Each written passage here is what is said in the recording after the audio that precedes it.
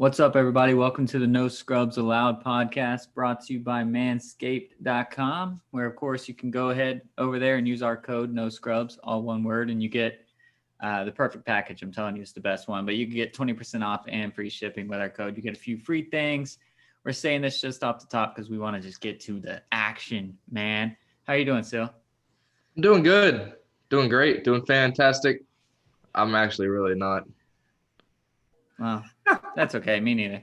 But I wanted to start this thing off because normally we do these shout outs. We do good things like this. I don't really have a shout out. I mean, I do have one, but it's just Joe Burrow.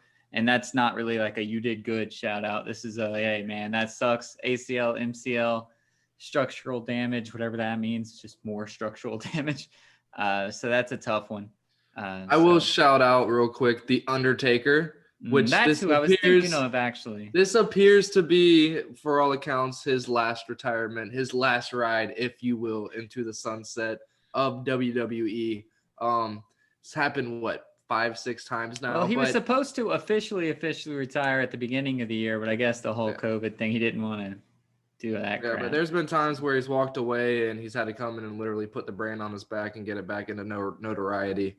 And but WWE pretty much seems they're well on their way to sustaining their mediocre rise into fighting fame. A lot of people love them, bro. They have the NXT that's AEW up there. They have the AEW is actually a con thing. Jaguars owner's son's. Nice. That's his own little thing. But WWE has a lot of stuff going on, and they really don't need too much Undertaker anymore. And the man's like 80 years old now. So shout out to the Undertaker. I watched his WrestleMania, his intro into that from at the beginning of the year, which was supposed to probably be, I don't know when it was, but it just gave me chills, man. The dong, and then this freaking whatever sombrero thing that is. It's not sombrero, but okay. Got me emotional, and I can't wait to see the cuts from, what was it, SummerSlam? Yeah, that's what he just did. To see what they were able to do for him there. Hopefully they gave him a win. I mean, I don't know if he even really fought. He might have just helped somebody else out. I don't really know. But I remember when I used to play the WWF games back in the day, and I was always Jeff Hardy. I love Jeff Hardy, which he's still wrestling too, by the way. But I was always Jeff Hardy. And when you did the Royal Rumble, the worst people to see come out of that thing were Kane and Undertaker. Oh, yeah. Especially when you're Jeff Hardy, because you have to get them over the ropes to win. And it was just impossible to get them over the ropes. So, see, my favorite thing was tag team. I liked being the Dudley Boys against the Undertaker and Kane. Bob and Devon, baby. Never fun. It was always a grind to get the dub. Yeah. Well, when you could pin them, it was a little easier, at least with the Hardy Boys. But when you had to throw them over the ropes, it was impossible to get those two over the ropes. Yeah. But shout out to him. He was actually who I was thinking of the shout out, and I had forgotten. But I want to start out by talking about soccer because people give us a lot of shit for talking about soccer. Luckily, it's grown. It's been really big. People in LA don't give me shit because LA likes soccer. But America in general, not a huge fan of soccer, especially the MLS. And we saw why, largely in part to this Orlando, New York City FC soccer game. There was a lot of great soccer. So far, the playoffs have been awesome. Even that Orlando, New York game was awesome. It went the whole way. Did you end up getting to watch it? Did you understand kind of what went so poorly? Yeah. In that stupid shootout? Yeah, and I don't understand. Is it kind of like in the NFL, like when he's in his ear, is he talking to somebody in a booth per se? Or is he talking to somebody in like New York or whatever? Like they have their replay guy. Then that was absolutely fucking brutal to watch then, because it seemed like even after the whole thing was said and done, finally for what seemed like the 50th time, it was still unclear as to what transpired for the refs. Yeah, like he was still trying to figure out. Was still trying to figure out, did I do it right? Okay, I didn't. But like usually after any soccer match coming up through any level, refs, they're gone.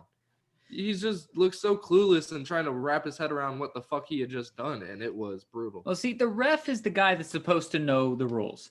Obviously, the players, the coaches, they try to get in on the refs. Not really, it's not cheating, but they try to get some stuff by the refs if you can. You get told to pull shirts, you get told to do all of this kind of stuff. The ref knows the rules, the ref knows what's going on. Well, in the PK shootout, the goalie for Orlando had already gotten a yellow card because he was time wasting in the beginning of near the end of the game. Well, he comes off his line on the game-winning save. So Orlando thinks they won. The coach runs down the locker room thinking he won. The ref blows the whistle, gives the goalie a second yellow card, which is the right call. It won't be the right call next year, which is awesome because that rule's stupid, but we don't need to talk about the rule because it's changing next year. But he gives the goalie a yellow card, which makes it be a red card. So the goalie goes off. Orlando subs in a goalie, which you were not allowed to do. And the ref was just like, okay. It took the other coach, the New York coach, coming over to him and saying, yeah, that's not allowed. You can't do that. Whereas I understand the ref might have missed it in all the hustle and bustle. But as soon as you bring it up, like, hey, they can't sub in a goalie, he should be like, oh, yeah, you can't sub in a goalie. But he was like, well, hold on. Let me check and see if you can do that. Yeah. So then all that shit show goes. Then Orlando's backup defender that ended up being the goalie saves the shot, and the ref blows the whistle for the end of the game. Do you not understand that the second team still has to shoot the PK in the first place? And it was just like so baffling that the ref blew all these things. And I don't know if you saw the aftermath, but the ref is no longer reffing the rest of this playoffs. He got scratched from all of his games left in the playoffs, and he issued a formal apology. Which he issued the formal apology before he got banned from the rest of the playoffs. But he issued it to the MLS and to both coaches and to the fans. And it's just like, I'm sure he was caught up in the moment. I'm sure he knows the rules. He has to go through these tests. But it's the attention to detail that you see the European fans get upset about when they watch MLS, because that was legitimately a shit show. And it was an ugly ending to a really, really good game. And a really, really good penalty shootout that it should have been really exciting. So that was rough. So I wanted to bring that up. But the rest of the games were awesome. All the games have been awesome. It's crazy. And it makes you think, because that was a pivotal point, very high adrenaline moment, especially for a ref. Could you imagine if MLS stadiums were the size of the ones over in Europe and shit like that? Well, and he even has if this one was 100,000 full with the normal people. 100,000 this one was 25% or whatever, him, but yeah. Dude. That would be absolutely insane. And yeah, man, these refs get cooked. I mean, actually, no, they don't ever get cooked under pressure for the most part, especially in soccer where they have so many things going on. And the NFL, there's a lot of respect factor. And then you have 5 other refs kind of pushing the huddle of the 3 refs, trying to maintain. Right. And soccer, you can have 7-8 people from each side on your ass, in your face like that. And soccer, there's really nothing like you have the bickering going on for 90 seconds and all right, we got to play. And I could just imagine these guys that ref the MLS, seeing them in that kind of atmosphere, how much of them would actually get cooked under the pressure. Yeah, it would definitely, it's tough. And I mean, growing pains of the MLS, we've made it so much further than we were 10, 20 years ago, but we got a long way to go. You see games like that and endings like that, and you go, oh, well, that's why we're behind European soccer, which they got a big head start on us. But if you're listening to this when it came out on Tuesday, then tonight is the night. LAFC taking on Seattle. I will, of course, be recording afterwards for the Just Off the Post show, and hopefully it will not be the last one of the season, but it's going to be tough, man. We don't have Rossi. We don't have Rodriguez. We don't have Cifuentes. We don't have Palacios, because they all 4 got COVID on their international duty, even though they didn't even play in their stinking game, which sucks. But really, we're only going to really, really miss a couple of those guys. Rossi, obviously, he's the Golden Boot winner. We're going to miss him. Rodriguez, I say we're not going to miss him, but we would miss him in Rossi's place. But he wasn't going to start initially if they were all healthy, so we won't miss him as much. And Palacios, I don't think we'll miss as much either with, what's his name back?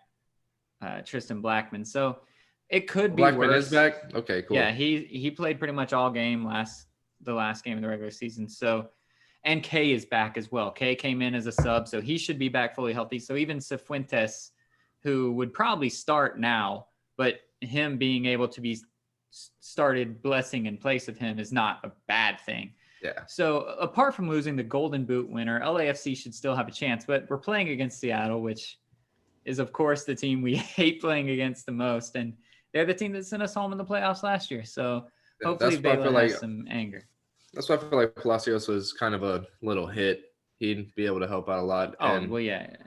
Because now I think Harvey is our only defensive sub, which kind of sucks. And yeah, fresh legs definitely helps out in the 60th minute against Seattle. Yeah. And that's a huge blow in my eyes personally. But yeah, the other B-Rod, you know how I really feel about him. He's not too much of a miss, I don't think. Rossi's horrible. So Fuentes, you hate to see just because of the groove that he was starting to get into. Yeah. And now, who knows, maybe he gets a little bit of this COVID. Because I feel like the way we look at these athletes getting COVID now, nothing really bad has happened. I mean, at first we heard about like Tony Baselli and his wife got it. Freddie Freeman had it rough, and all this stuff. But now it's just like, okay, these guys get COVID and then they're just waiting on these negatives to show up so they can get back in. So let's just hope these guys are healthy first off. But yeah, now this guy is going to go through this COVID, hopefully get out of it, get his negative results and get back. But now Cifuentes has to start from bottom up again, it seems like. That really stinks. Yeah, but from a team perspective, our starting 11 won't be a big problem. That'll be fine. It's if we have to go to the bench, if we have to go to depth, that we could struggle. But we're the deepest team in the MLS, so it's got to come to be at our advantage at some point, right? Why not the playoffs? So I'm glad that we have that depth. But I'm excited about the game. I think we do match up well with Seattle. I was happy to not have to face Minnesota. We saw what they did. They won 3-0 in their game. Portland got their ass kicked, which is awesome. Not really. They lost in the closest penalty shootout of all time in the MLS. It was 8-7 was the final penalty tally. But hey, Dallas beat Portland, so I'm happy there. And KC almost lost to San Jose. Shout out to Tim Melia, by the way. Melia, however you say his name. This boy is, how they say there's those players that are just on a different level. They see the game differently. They said that about Pele, where they said he was like 10 or 12 passes ahead of everyone else just in his mind. Melia, the goalie for Sporting Kansas City, is in the penalty taker's head the entire time. And he came into the game with the best penalty shootout record of all time. He had never lost a penalty shootout. He has the highest save percentage on penalty kicks. They went to penalty kicks. He saved all 3. That's all the 3 that he needed to save because they had already won. They didn't even get to take all 5 of their dudes just because he was saving everything. He is in their heads. You do not want to go to a shootout against SKC. So shout out to him. But I'm glad we didn't have to play them. I'm actually, if we weren't gonna host, I said I'd rather play Seattle. We're more comfortable with them. We're more comfortable with CenturyLink Field because we've been there more than any other field except for Carson over our 3 years. So, are we hanging out in LA waiting to head up, or are we there? Or do you know anything about the travel going on with the playoffs? Well, we're already there. Well, especially with us talking on Tuesday, we're already there. But we were there Monday. I think we came in around like noon on Monday, got one practice session in, and then chilling at the hotel. So, or a film session. I don't think you practiced the day before a game, but one practice thing. And then we'll get more film in the morning, and then we'll be ready to go. But we're the night game, which is a long way, Luckily, we're the West Coast, so we're used to playing at 7:30. But when you're sitting around all day and it's the night game, anticipation runs wild. Sometimes you want to be that noon game when you're the underdog, because then you don't have time to think about it. But we'll be ready. Vela's going to be ready. He's going to be fresh. He hasn't done anything all season because he's been out injured. So we're going to pull the upset. I'll be there on the pod tomorrow afternoon. Well, on YouTube tomorrow afternoon, cheering on a victory, hopefully, and talking about how we can match up to Dallas in the next round. I'm off. I might hit up that thing with you. Yeah, you can jump in. If we can I guess we'd just do it the same way. We've done it once, right? Yeah, we did the NFL draft preview or review or whatever with that. So. Gosh, yeah, that was hell. It was tough. If you are gonna jump in, let me know before the game. We can practice it or do something and figure it out. But so that's soccer. I don't think there's much else to talk about with soccer. Our European teams suck. You guys got to win. You broke like a six game losing streak this weekend. Yeah. So my buddy Jake, 1-0. My buddy Jake, who's a dick sometimes. He's also an Arsenal fan, so I don't know why he's a dick sometimes.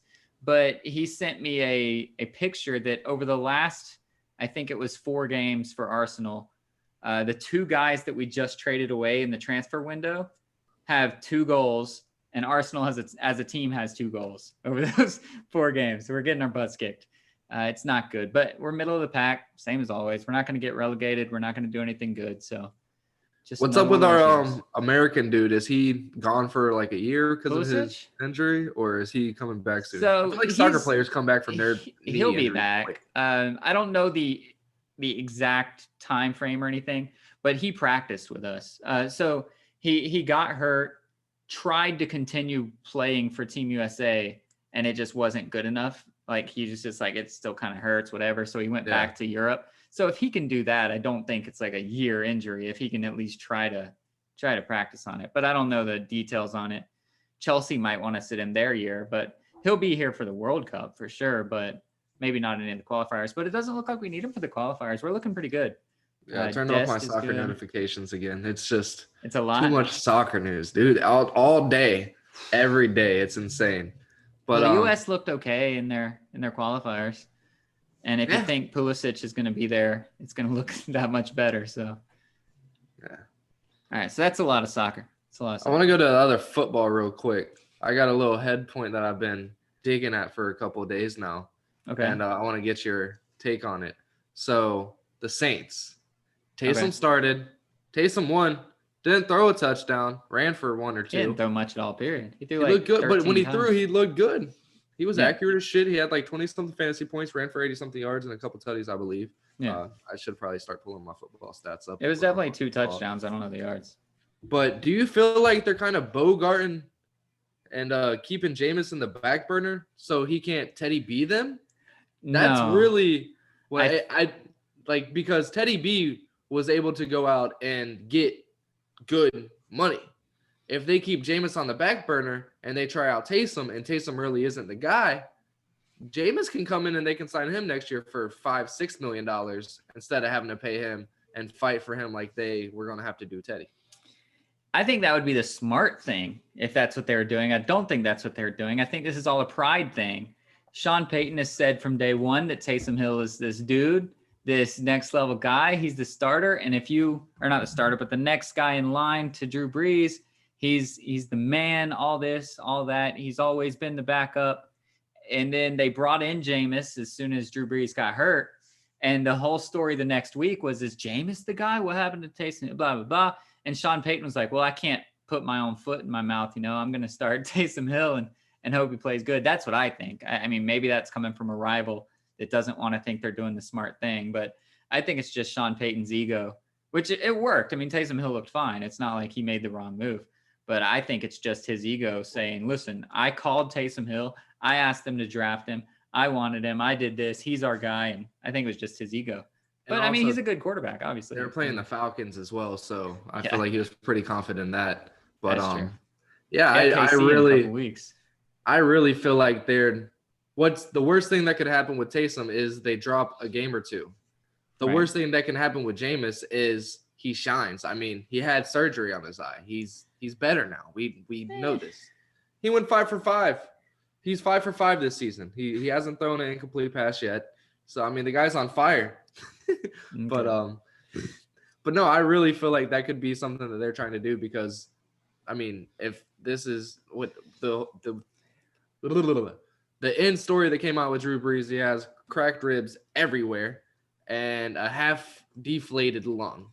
So he's fucked. I feel like he's old, and that's a lot of cracked and broken ribs. Like there was a lot of broken ribs. I think they said 11. Yeah, that's a lot. Yeah. Whenever how many do you have? Like 31? When Eve took one, we don't have that many left over as men. So I think it's 16 and 15. or something like that. I'm not sure, but he has almost a third. Let's say a third of If his that's correct. I mean, we're not correct. scientists. That's still insane. That's absolutely insane. So the guy's gonna start thinking about his future now. I just feel like they're like, hey, either Taysom's the guy. We're already paying him. He's under contract, so we're not gonna waste even more money on him. Or if he's not, we can only have to give Jameis $6 million next year. You think Jameis is just gonna ask for $7 million and he's happy? Well, not a lot of teams I feel like are going to need quarterbacks next year, and there's a lot of quarterbacks that are going to be available. What do you mean not a lot of teams are going to need quarterbacks? After Chicago the draft needs a quarterback. Philly needs a quarterback. Atlanta needs a quarterback. Philly this is not even the teams that are 0-80.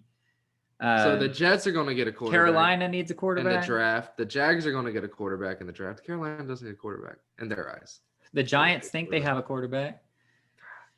But Danny Dimes is going somewhere. Both quarterbacks in New York are going somewhere next year. They're going to take the place of somewhere for sure. No, Danny Dimes will stay in New York. 1,000%.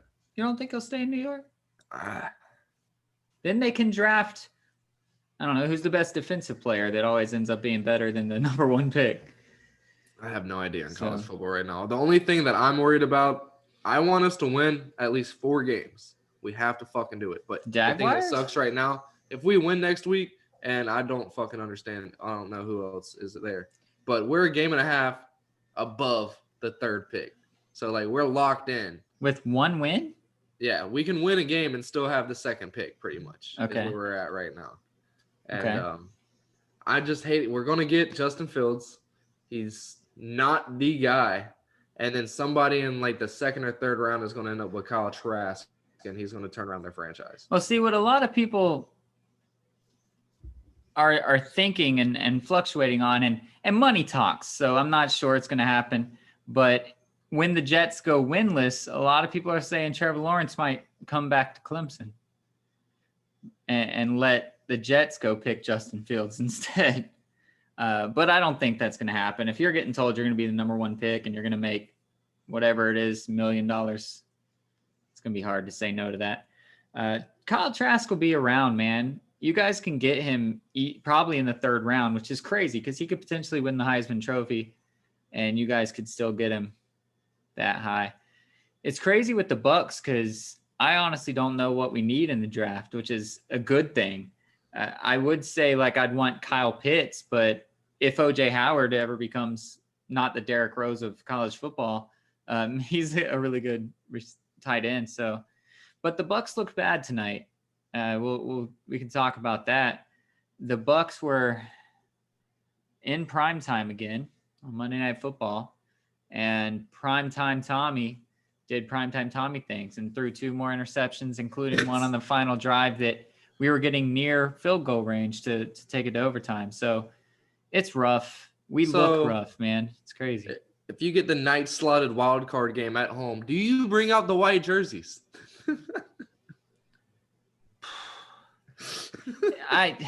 They tried with the charcoals, man. It's freaking annoying because the sucky thing, and I've said it before, and it's a stupid point to have. It's not really realistic at all. Not having a good backup quarterback, I'm not a fan of. I don't know why. I just have not been a fan of it. Jameis had no quarterback to challenge him except for those Fitzpatrick years, but it wasn't a real challenge. Tom has nobody to challenge him. And I know he's the GOAT. I know he's this. I know he's that. But you need some pressure on you. And you know that your boy is not going to put pressure on anybody, Blaine Gabbert. Yeah, so he was your boy for like a year. So I am of the fact that we need a good backup quarterback. And that's a stupid point. And as far as anybody's concerned, nobody's going to be like, oh, you're trying to draft a backup quarterback. But I'm looking at somebody like Kyle Trask as well and saying, hey, if we can grab him in the 3rd round, backup quarterback for when Tom does get too old to play would be huge. What I'm hoping for, I mean, he didn't really help himself only throwing 3 touchdowns, but it's Vandy. Vandy always gets under our fucking skin somehow. I know, they play us so close every year. It sucks, but he had 3 touchdowns this week, but what I'm hoping for is he kind of hits that Joey Burrow wave and goes and shoots up the draft. And possible, man. And Justin keeps doing that. That's right. Yeah, Justin Fields keeps doing the shit he was doing this past weekend against Indiana, and scrubs it up. And we are like, hey, let's take this guy from about 120 miles away and give him a shot. Well, the guy that's really pulling the Trevor Lawrence, but not quite going to get there, is the BYU quarterback, man. Yeah. And what's it, Matt Williams? It's I have no idea something along those lines. But this kid is rising up the boards really, really fast. I'm not sure where he was last year. I don't look at draft boards a year in advance, but I know he's pushing up the list big time. And his stats it's so crazy because if you did a Heisman just based off of wins and stats, this boy's there. It's Kyle Trask and this guy. But so far, nobody really even talks about him as being a Heisman guy. So, but he's a guy that if it's late in the first round, Tampa could say, hey, if we don't have any needs to fill, take that guy, let him sit a couple years. I'd be happy. Yeah, it's crazy. You guys don't have too many needs, but just look rough sometimes. We need everything. We need absolutely everything except offensive line, which is crazy right now. Our offensive line is pretty fucking good. Wide receiving core, really good. Running back, really good. James Robinson is a fucking stud. Our defense, we got a couple injuries here and there. Who doesn't? A lot of teams show up. Ours doesn't. Cornerbacks are ass. Trey Herndon is a good cornerback, but he's not a number one cornerback whatsoever. CJ was hurt this week, and God, the only thing Herndon was good at was watching Juju go by him, and it was ass. So we have everything that we need, but I feel like if we're able to put up 30 points against a team, our defense is good enough. We've shown the last couple of weeks we can keep teams to 17, 24 points. No problem. We just can't score 10. Yeah. We just need a quarterback to get it done, man. And I really, truly, well, you guys had good drives even this weekend, and Luton would throw an interception to close out the drive. But you guys were making a little headway, making 30, 40-yard drives and then having to punt it or throw an interception. So yeah, we're positives there. It's very positive, especially after 2017 when we saw having no run game for a couple years in Chris Ivory and just not really being able to do shit, and Blake's just out there just throwing yams, and we're down because we're just not producing 3 and outs, 40-second drives, and we're down 21 points in the fourth quarter, and now the game's starting to open up and Blake's able to do something. It showed if we can get a fucking run game in this system, we'll get it done.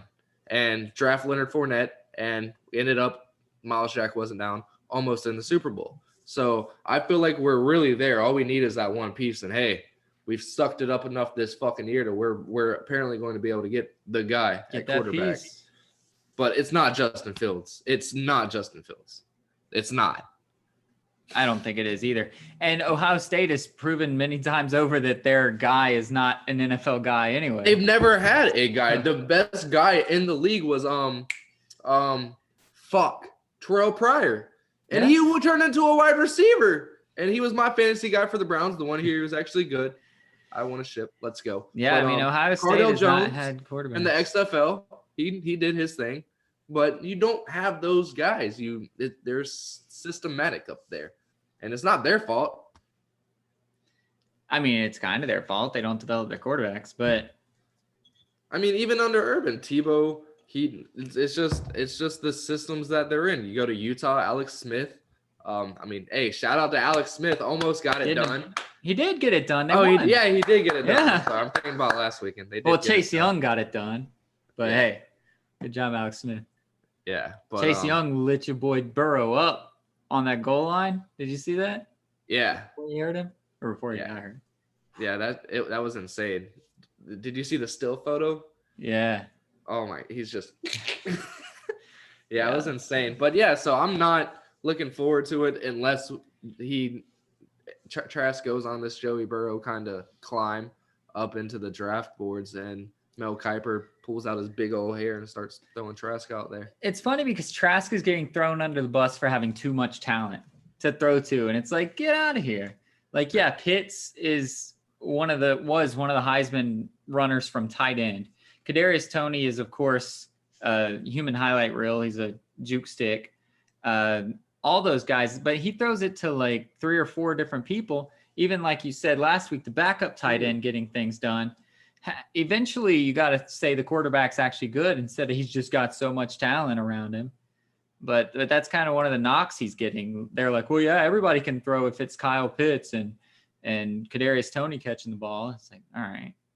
He threw it to 1, 2, 3, 4, 5, 6, 7, 8, 9, 10, 11 different people against Vandy. So it's not just a talent. He's able to get it where he wants to get it to. It doesn't matter if it's Toney, if it's Pitts, if it's Gambles, whoever now, it is. He does Grimes. throw a lot of like screen passes to Toney that go for 80 yards and a touchdown. That does happen. Oh, yeah. But that's not his fault that Toney can juke anybody out. But it's also not his fault when Toney tries to juke 3 people and ends up losing 13 yards either on a screen pass. So exactly. But I mean, I love Trask. He does a lot before the snap. He's able to read defenses. So that's what I like a lot out of him. He spends a good bit of time in a day and age in college football where it's get to the line, hike the ball, he gets the line and studies it. And he can do things with his legs enough, which now you basically say NFL quarterbacks have to be able to do stuff with their legs. He's not a running quarterback, but he reminds me of Pat. He reminds me a lot of Patrick, I should say now. He's not, he can run that 4.7 if he needs to, but that's not what he's there for. Right. Yeah, for sure. So let's talk about college football from a team perspective now. So the rankings are coming out Tuesday night, the first playoff rankings. And we've talked about it a little bit, but Cincinnati has now gotten past their toughest tests on the schedule, UCF. Yeah. But they only won by 3.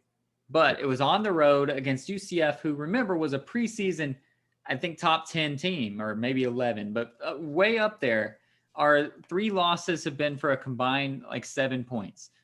Cincinnati, can they get any sort of jump to get ahead of the team that I think they have to get ahead of is Texas A&M, because Texas A&M is not going to get another chance to lose, really. So does Cincinnati have anything left on their schedule or anything going on that they can get past Texas A&M on their own?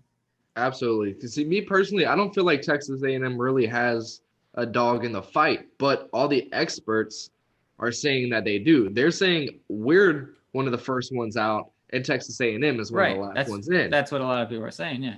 Which is absolutely insane to me. But that's just because they beat us. But they're not going to get a chance. They're not going to get a chance to go to the SEC championship game and win that. So that's it's just kind of bullshit to me. But Cincinnati's going to be able to go and win the championship and tack on another win and another game to their profile. But I think their best chance of getting in is Clemson losing to Notre Dame. Clemson falling out, and then being able to go in, and then us losing to Alabama. Because Cincinnati, I agree, needs to cheer for Notre Dame the entire way. Yeah, that's the only way Cincinnati gets in. And you have to cheer for Ohio State to lose, or do you care about Ohio State? Nah, Ohio State's they're going to win out. They're going to get in, unfortunately, even if it's only 6 fucking games. Indiana played them close, man. They did. But they could end up losing a game. But I think their best bet is Clemson losing in the ACC championship game and just getting knocked out completely, and then being able to slide and take their slot. Florida is also going to have to lose to Bama, right? Which is going to well, I mean, you beat the Gators, yeah, but then the Gators got beat by Bama, so which will knock Texas A&M down a little bit. Yeah, so it doesn't really. And then have Cincinnati sneak. All right. That's the only way I can see that happening. Well, the ESPN FPI projections have them as the 4th highest chance of making it in. And the reason really those FPI projections are a little wonky because the SEC just has a harder strength of schedule, so their percentage of losing is higher.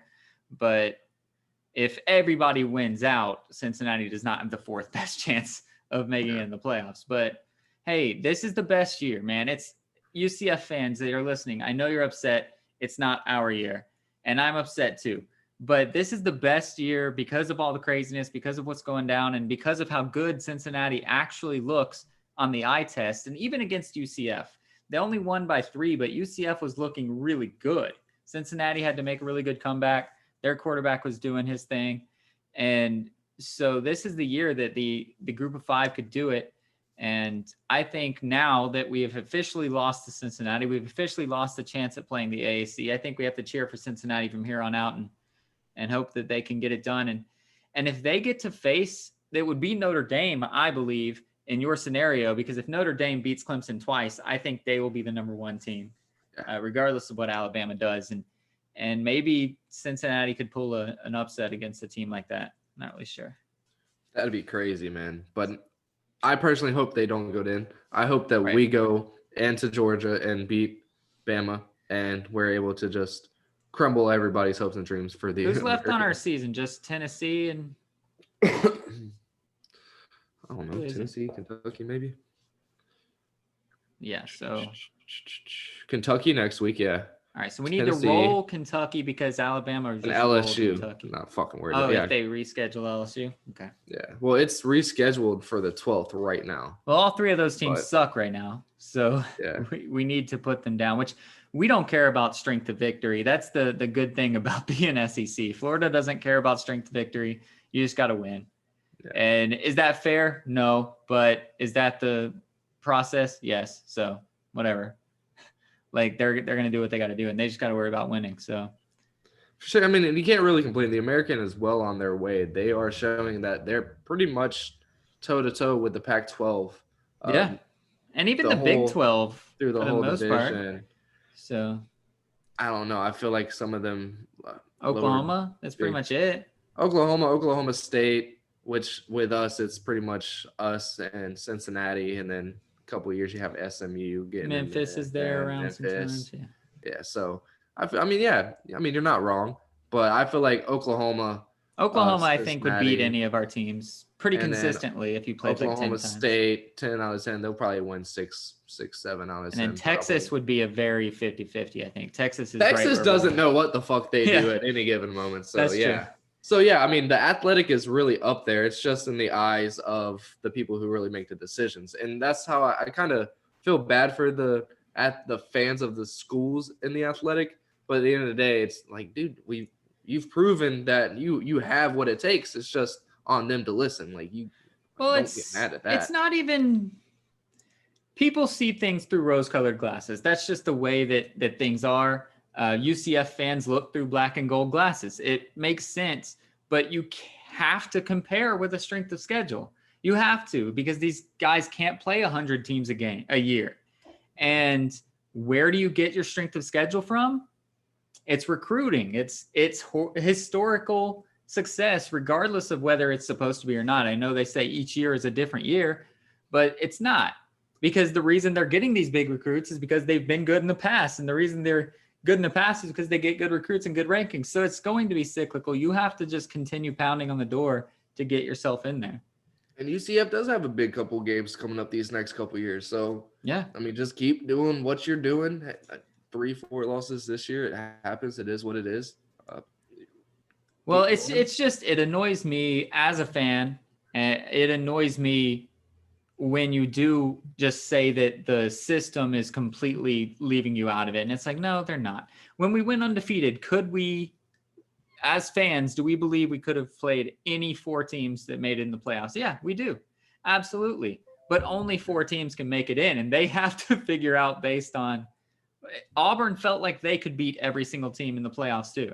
So we weren't the only team that felt like we got snubbed, and it happens every year. So, and that's why I was really surprised that this year wasn't the year that they expanded it to 6. Every other league has done that for their playoffs or their postseasons, whatever it may be, except for college football. And it sucks, but they were smart with it because they knew if they did it now, it's stuck like that.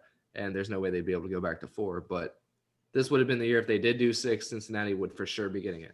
Well, see, the best case scenario for the committee, and I don't think they do it because I don't think the committee's corrupt. But for all of you that think the committee's corrupt, they should let Cincinnati in this year, because their best bet, if they don't want to expand it to 6, is Cincinnati getting in, put Alabama number 1, put Cincinnati number 4, and let Alabama win by 45 points. And sure, Alabama beats other teams by 45 points too, but all the committee would say would be like, look, the AAC didn't deserve it. Yeah. And you can look and go, well, they also beat Texas A&M by 24 points or whatever. And Texas A&M is the number 5 team in the country. They're like, no, it doesn't matter. You didn't deserve it.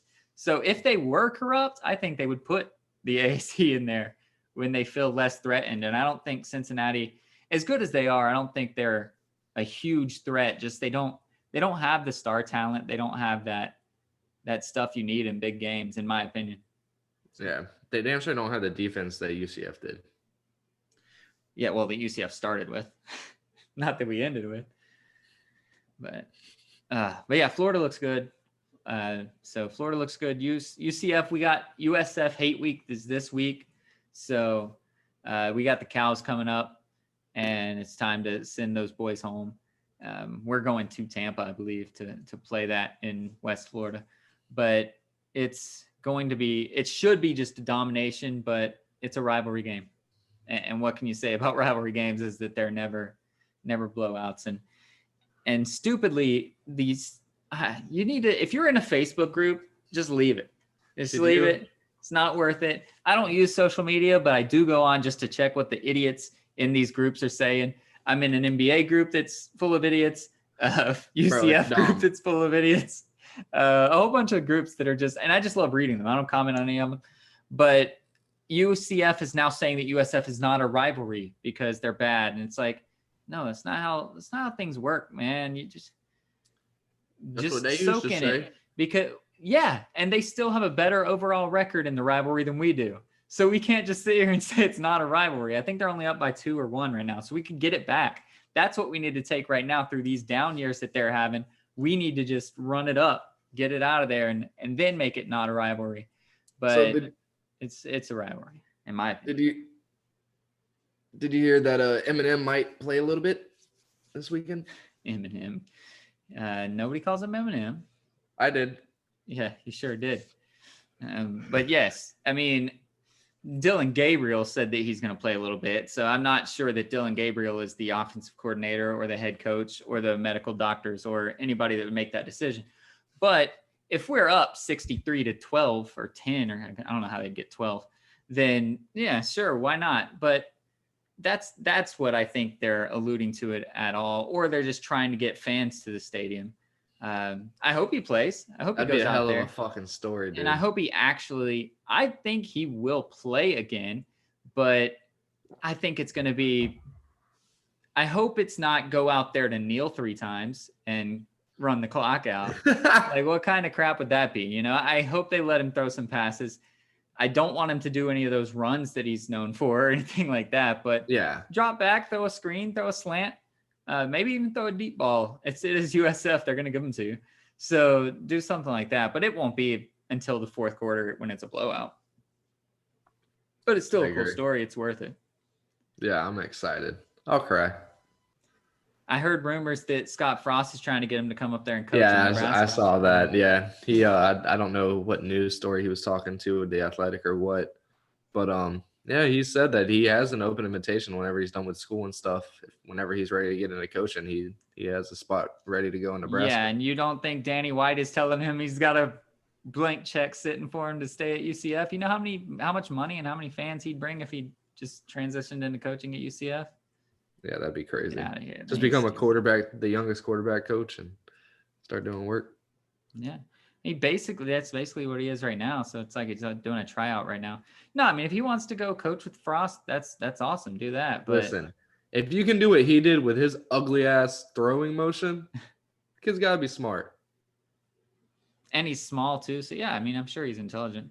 But hey, Frost is his guide, you know, like, and UCF fans would be mad at Frost if that happened. And then it's just those are the things that piss me off, because it's like, dude, Frost is the reason we're here. He brought KZ to us. He is the reason that we went undefeated for like 3 years straight. He's the reason, or one of the integral reasons. So we can't just get mad at him and everything he does now. But anyways, let's stop talking about all that. What's the last thing? Oh, NBA free agency. We talked a lot about that stuff already. So the early stages, at least, of the Chris Paul and the earthquake guys. What? I'm having an earthquake. Oh, you live in Florida. I don't even expect that. Table. So we talked about the beginning ones. So just some trickle down effects that we've gotten. Bogdan Bogdanovic now, what is he doing? Is he just waiting now for somebody to sign him? What's going on? Yeah, so he's restricted free agent now. The NBA is still looking on. They're probing that, right? Yeah, they're trying to figure out what was going on. Apparently, he was not told that he was being signed again and traded to another team, and which is so he didn't baffling. actually sign. Which so apparently he's a restricted free agent. Right. But he has to be told about the sign and trade before it's agreed upon. So I guess he has to give it the A-OK, and he didn't. So I don't know how. Does he have a no trade clause or anything? I'm not sure how that went about, but it was told that he wasn't made aware about it. When he was made aware about it, he wasn't down with it, and that's when the trade fell through. So now the NBA is picking up, trying to figure out why. So I know you're not some like CBA mastermind or anything like that, but what are his options considering the probe? Can they like force him back to Sacramento, or is he going to be a free agent regardless?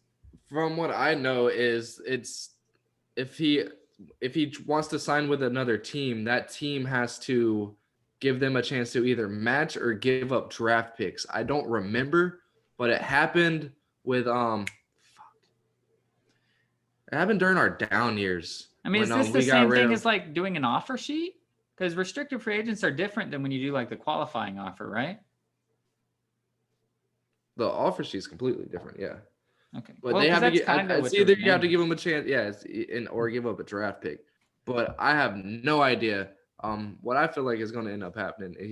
It's inevitably he's going to end up just getting signed back to Sacramento, and they're going to end up getting something for him, because that's what it's coming down to in my eyes. Is they're just not willing to let him walk for nothing. Right, and if they don't have to, why would they? Yeah, get out of here. And then if they're able to get even a role player in a second round pick, the NBA could end up taking a second round pick from them. So for this, so they're going to make sure they get something.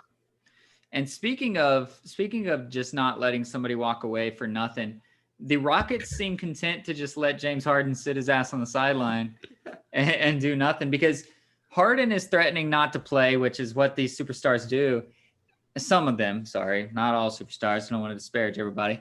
And it's not even, I'm not against it. Hey, whatever. And if you got the leverage, do the leverage thing. But the team is now saying, you don't have the leverage, buddy. You're signed to us for 2 more years. So if you want to sit, you don't get paid, because if he chooses to sit, they don't have to pay him. So they look like they're going to play hardball, and then ultimately they're going to trade him. You know, they have to. I don't know when, but like you said, no, if you don't trade him, he signs away for nothing. So they do have to trade him. Like that's, otherwise it's going, do you want this $5? No. Well, I was thinking that too until they picked up Boogie. They just signed Boogie. Mm-hmm. So I feel like, when was Harden his happiest? When were the Rockets really on that locomotion that seemed like they were going to be able to get it done? They had Clint Capella. They were rolling through the middle. When they weren't rolling through the middle, they were popping it out. Now you have a guy that you can use in both instances when James Harden was really at his best, not in isolation mode, was with the big man, able to roll in, hammer down, or if he's not able to hammer it down, create space, bring him in, pop it out. Now you have a big man that can do both. So hopefully that's the team kind of talking to him like, hey, listen, you're not fucking going anywhere. We could trade you away if we wanted to, but right now we're not going to send you over to the East. So if we do get to the finals, now we got to go against you, Kyrie, and KD. Not going to fucking happen, buddy. So you're going to be on this team. What do you want? I'm sick of running a 6'7" center. Done. Boogie's on the team. So maybe we'll see the Rockets keep picking up guys in the free agency. But yeah, it's not going to happen. And well, man, I would hate to be a Rockets fan. I don't think it's going to happen before games start. I think they might wait till the trade deadline. And it might not be the Nets. That's what I would do if I were them. I'd be like, all right, well, we're going to shop for the best offers. Like, I would even bring them in and I'd say, hey, we're fine trading you, but we're not just giving you to the Nets. We're going to open you up to everybody, and everybody's going to get a chance to let you know what they have. And now I don't know if he has a no trade clause. If he does, then he can tell them, hey, it's the Nets or nothing. So who's first, Russ or James? Out the door? Yeah, who's Russ, because the Rockets want him out the door. They like Harden. They think he's a good player. Russ, they'll drive to the airport. So they want him out of here. But I think Russ is gone maybe by the time this podcast comes out. I don't even know. And they're not going to get shit for Russ. That's why he's gone. They can't. Yeah. They just want somebody to take the contract at this point. They might even give their own draft pick with Russ to get somebody to take the contract. So I don't think the Rockets have picks anyway because of the Russ deal in the first place. But no, think he'll go back to OKC. They could use a point no, guard. let's talk about OKC. They actually grabbed a couple of good people in this offseason. So they got rid of Steven Adams, which is tough. Maybe they gave away a lot of picks. Oh yeah, where is that? I forgot. So Steven Adams went to New Orleans to play alongside of Zion. That's what I was thinking. OKC got rid of a lot of people, but with good trades, and good trades on all accounts. So and that Drew Holiday. OKC somehow stole some picks out of that. Expanded, yeah. That thing has expanded to like that's half what the fucking sent league. Steven Adams. Yeah, that's what sent Steven Adams to New Orleans. OKC was just like, hey, they're making a trade. Let's call them up. Hey, yo, can we get some draft picks in this? Like, what? Dude, what's his name? Sam Presti? Sam Presti. He's man genius, there. Boy. Him and David Griffin are gems. How many times did these picks actually turn into something is the question. Now, they did get SGA. Well, the SGA was through a trade, actually. So how many times do these picks really do something if they're not top 6 or 7? I mean, it's pretty rare. So the fact that they have like 13 of them is really only like 3 that matter, probably. Yeah, I mean, and that's 3 extra within the next 4 years that they're going to be able to use. And shit, it could be more. They have 15 first round picks in like the next 5 years. Mm-hmm. So that could literally some be are swaps, I think, as well. So it might not be. They might not come out with 15 extra, but that could be a whole dynasty, man. They could end up getting top 5 picks 2 years that they weren't going to at the time, and it looks like OKC is going to be asked for the next 5 years. So that could be 2 top 5 picks in multiple years within 3 years. So yeah, they could literally end up running the table in 2026 from what's going on right now. So that's true. And now we're looking at OKC falling out of the playoffs pretty much by their own will.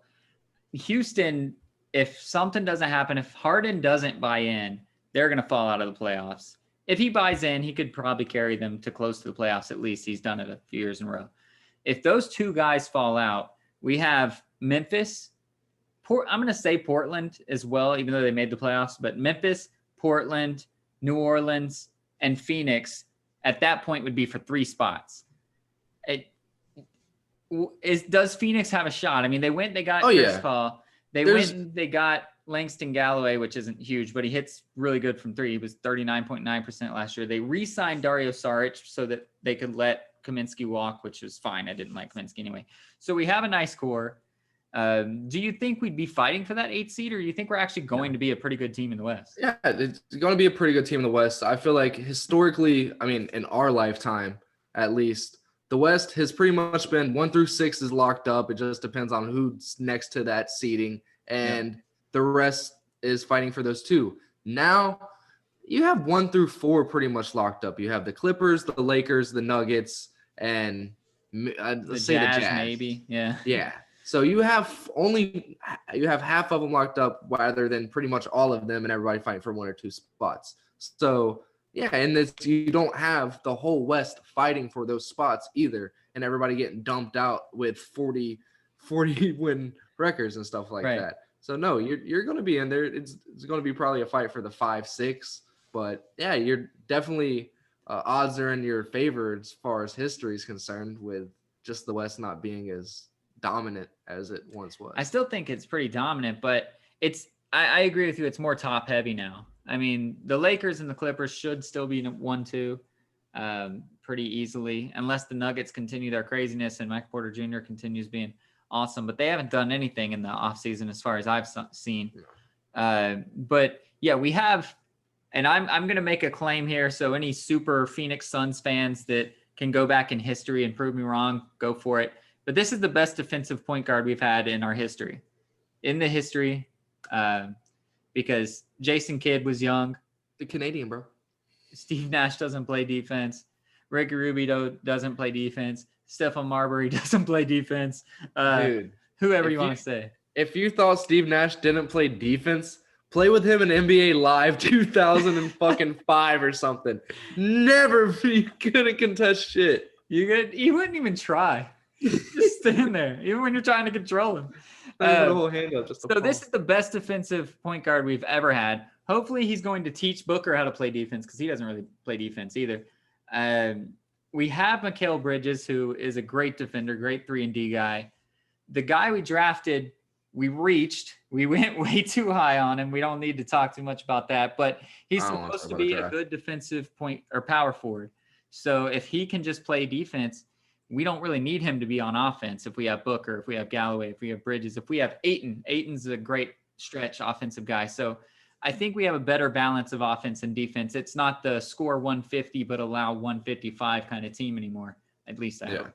So yeah, and I didn't really look into y'all's guy too much, but I just saw what everybody was saying, and yeah, he's defensive first-minded guy, and that's really going to help you guys a lot. You don't need too much more offense. If even just CP3, Book, and Ayton, you should be able to get a good 80, 90 points out of them, and then you bring in what's the light-skinned kid?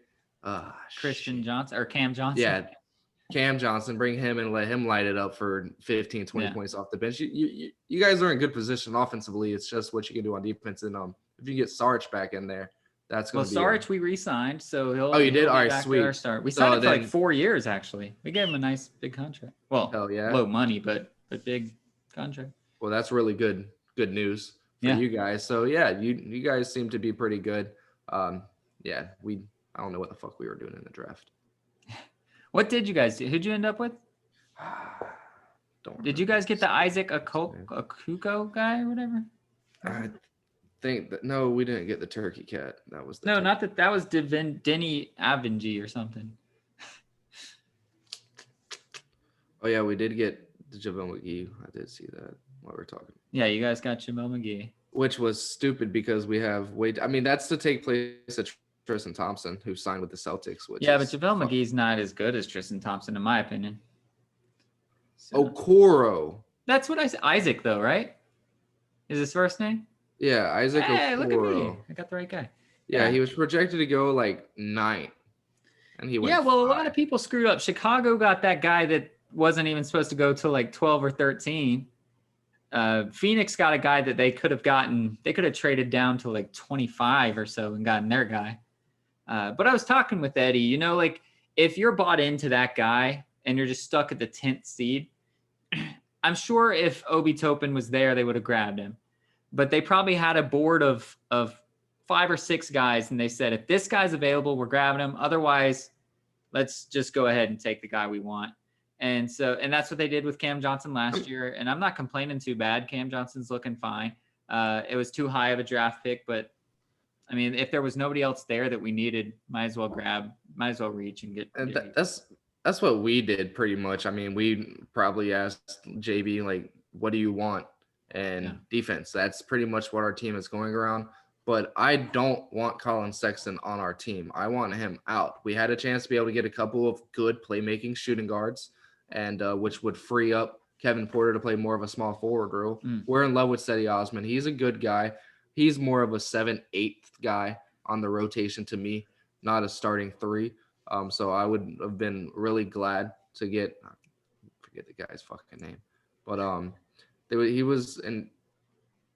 he could have went, I forget who he went to, but he was still available for y'all. He was just falling, not the FSU cat. Oh, the point guard? No. But I can't remember. But I was hoping, this draft sucked. Besides the top 3, we don't even know what they're going to do. But besides them, it was really a crapshoot. And who you could get in the international realm that might be able to surprise you. And that's why that Turkish cat ended up going 6th, I think. Something like that. But yeah, we went defensive, which is fine. He's a 3, which is fine. But he's all defense, and he's a high flyer. So not anything that I was really looking forward to. It's not going to open up Kevin Porter to go to the 3. He's going to have to come in off the bench and play the 2 still. So all right. Well, let's end this thing by talking about the 3 guys that everybody was saying it's those three, and then it's a huge cliff, and that's Anthony Edwards, James Wiseman, and LaMelo Ball. So Anthony Edwards goes to Minnesota, James Wiseman goes to Golden State, and LaMelo Ball goes to Charlotte. And we're going to talk about their situations just briefly. So you got Anthony Edwards, who will start from number 1. He's going to go into Minnesota. He's going to start. He's number 1 pick. He's doing his thing. He's going to be beside D'Angelo Russell and Karl Anthony Towns. Do you think this gives Towns, at least specifically, the energy to actually try to play like an all-NBA center? And will Minnesota make a jump, or are they just going to wait, eventually get rid of Towns, and really just blow this thing up? Minnesota should make a jump with the talent that they do have and plugging him in. But, yeah, Towns is they're just screwed up? Yeah, they're fucked. They're not going to be able – it's not their fault. I don't know what it is. They have a complacent aura around them. It doesn't matter what they do. They're not going to be anything above mediocrity. And mediocrity in the NBA now is a 21 season. So there's just way too much talent everywhere. So, I mean, I feel bad for the guy. But coming up, 3 months ago, the guy was looking at being a top 10. And he shot up to being number 1. And I would have loved to. He's going to put up buckets in Minnesota, too, though. He's going. I would have loved to see him. And I know Steph would have loved to have been able to pick him up. So instead of Wiseman. Yeah, but hey, I don't like it for Anthony Edwards. I like it for him 2 or 3 years down the road from now. But coming into this year, it's going to be brutal, and he's going to have to do everything he can not to let that locker room get the best of him. Well, he's the fast track to rookie of the year because Minnesota's going to let him go, let him cook. Yeah. Especially if Karl Anthony Towns is being Dwight Howard in the whole situation. So we'll see that. But then James Wiseman goes to Golden State. They lose Klay Thompson. They end up signing Kelly Oubre, a huge save for losing Klay Thompson, which is crazy because they'll still have now Steph, Oubre, your boy Wiggins, not your boy Wiggins, but just in general, your boy Wiggins. Hey, and then Wiseman. That's Kevin Love. That's my boy. Yeah, that's true. And then Draymond Green and now Wiseman. He's going to plug right into the starting role. I mean, they did not know who was going to be starting for them in that position. So that's a huge grab. But then let's talk now about the Oubre as well. So that whole situation, did you see what Oubre said and came out and talked shit about Sarver? Which I'm fine with because, fuck, I don't like Sarver either. Yeah, no, I didn't. He said he's happy to finally play for an owner that actually cares about making. Oh, yeah, I did see that. So, hey, I agree. 100%. I agree. And I was thinking that too as a shot on the Wizards as well. Yeah, it is. So, I'm sure Wizards fans agree also. So no hard feelings, Kelly. You do your thing.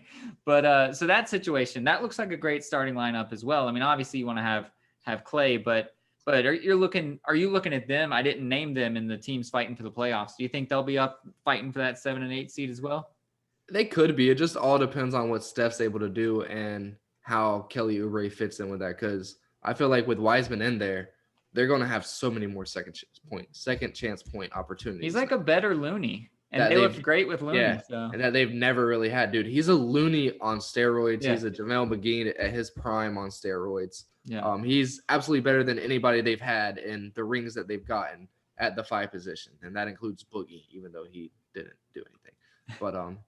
But yeah, he's absolutely going to be amazing for them. He's going to get them so many more second chance points, opportunities. It just depends on if they're able to get it done. I mean, even old Andre Iguodala was able to go in there and splash it for him. So, yeah.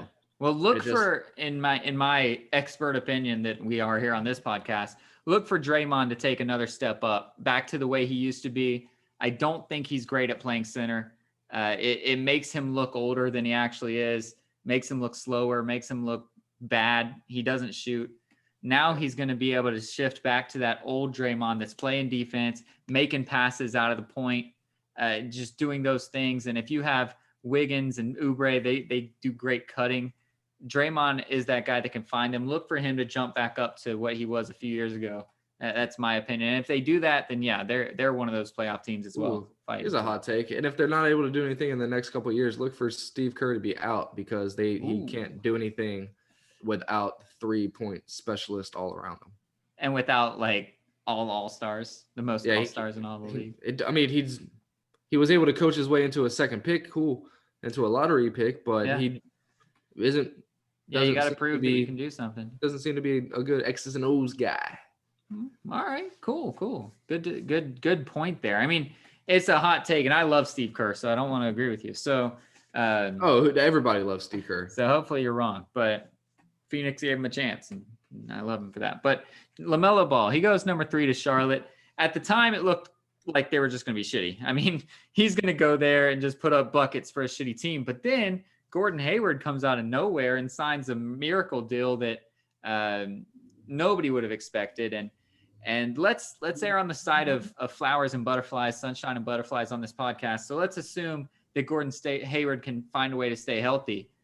Hey, what? Shout out a man making money doing absolutely nothing. Sure. No, for sure. But I tried.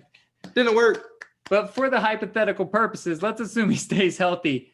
Could Charlotte actually make noise with LaMelo, with the other Bridges? With is Malik Monk still on the team doing anything? I don't know. I think so. But he is on the 2K team.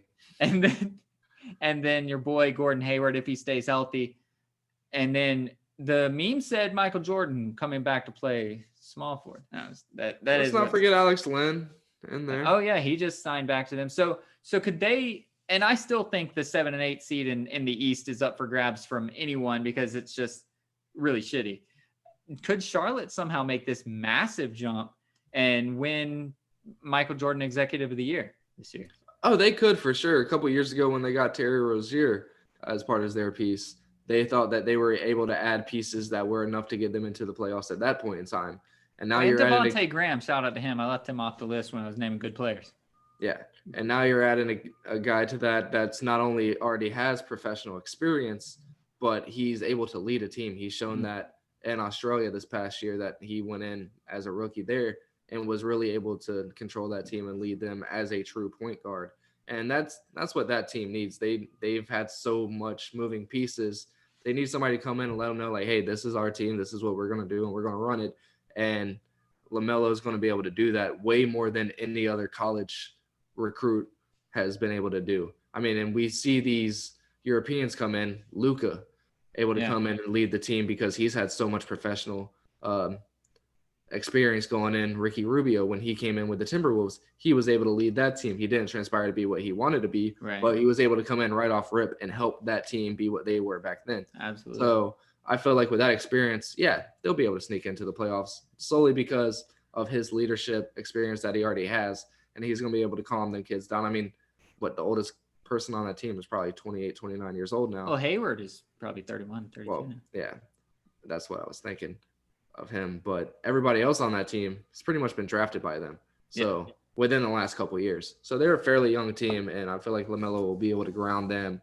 And with his scoring ability and the other Bridges and Gordon Hayward now, if he can stay healthy, able to put up 35, 40 points whenever he needs to. Yeah, they can produce. And any casual fans that doesn't follow anything pre-draft, and you just know that LaMelo Ball he's a ball. He's got his dad, a crazy dad, which we all know now. I mean, he still wants to 1v1 Michael Jordan, all that stuff. You see the highlights of LaMelo because you just want to see what he's doing. And you see him shooting these 40-foot threes, doing stupid spin around, fadeaway things like that. Yeah, he shoots just like Lonzo, but better.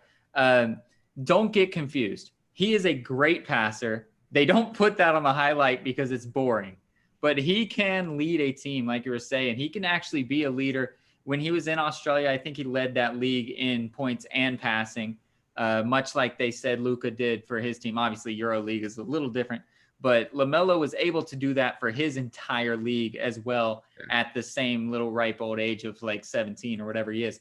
So that's amazing. He's the best ball brother. Even Crazy LeVar said that.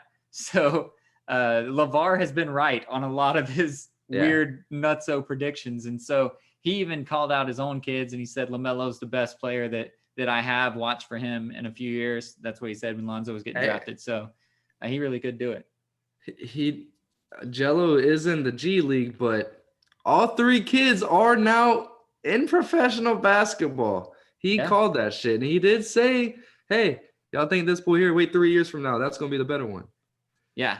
He said that Lonzo was the best defensive guy, that Jello could shoot threes, and that Melo was just the best player. So far, that's exactly what we're seeing. Lonzo's a great defensive player.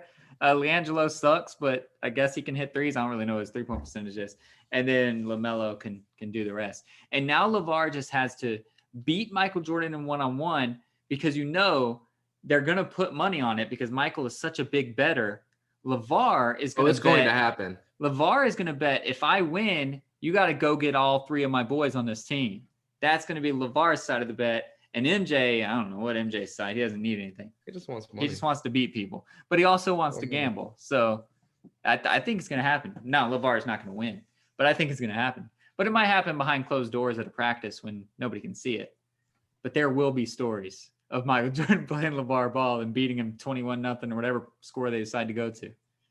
Oh, yeah, for sure. But I feel like Michael Jordan's going to be able to handle that because Michael Jordan's been able to handle everything in his life. Baseball. Yeah, never mind. He was an okay baseball player. He handled it. Yeah. He was a Tim Tebow level baseball player. I think that's the same class, right? No, they were AAA, weren't they? Birmingham? I don't know. Hey, he was right down the road, Tebow. Well, no, I meant Michael Jordan. Oh. Tebow only made it to AA. But, yeah. No, I was thinking I had them backwards. Yeah. So anything else you want to shout out before we get out of here? Thanksgiving, bro. Happy Thanksgiving to everybody. Woohoo! Woo, there's still a lot to be thankful for, man. 2020 has provided a lot of downs. I know that. You don't have to be thankful for the downs. I'm thankful for some of the downs in a weird silver lining sort of way. But we've all had our hiccups, but there's things to be thankful for. I'm hugely thankful for a lot of stuff. I'm not going to delve into my personal life with you listeners, but I'm very thankful. 2020 started out shitty as could be, and I'm not even talking about COVID. It started out shitty as can be, but it turned around. I know, dude, you want to go pee? That's why I asked if you wanted to close this thing out. Well, you don't have to tell everybody. Everybody can see the dance. Not the ones not watching YouTube, asshole. All right. Well, Seal was doing the dance, which every person in the world knows is the pee dance. But there's a lot to be thankful for. So, and of course, we are thankful professionally for Manscaped. Head over to manscaped.com. Shameless plug. That was a good little transition right there. And enter no scrubs, all one word. You get 20% off and free shipping. Of course, we are thankful for you guys, any listeners out there. I mean, you're the reason why we do this. Yeah, it's fun. Yeah, it's cool to watch sports and chat with my boy, but it's you guys that are the reason that we do this. So we're thankful for you as well. And of course, I'm thankful for you, Seal. And love you, Bob. Thankful for all the studs out there. Not thankful for any scrubs. And I'm thankful that there are no scrubs that are on this podcast because, as always, you need to be a stud and not a scrub.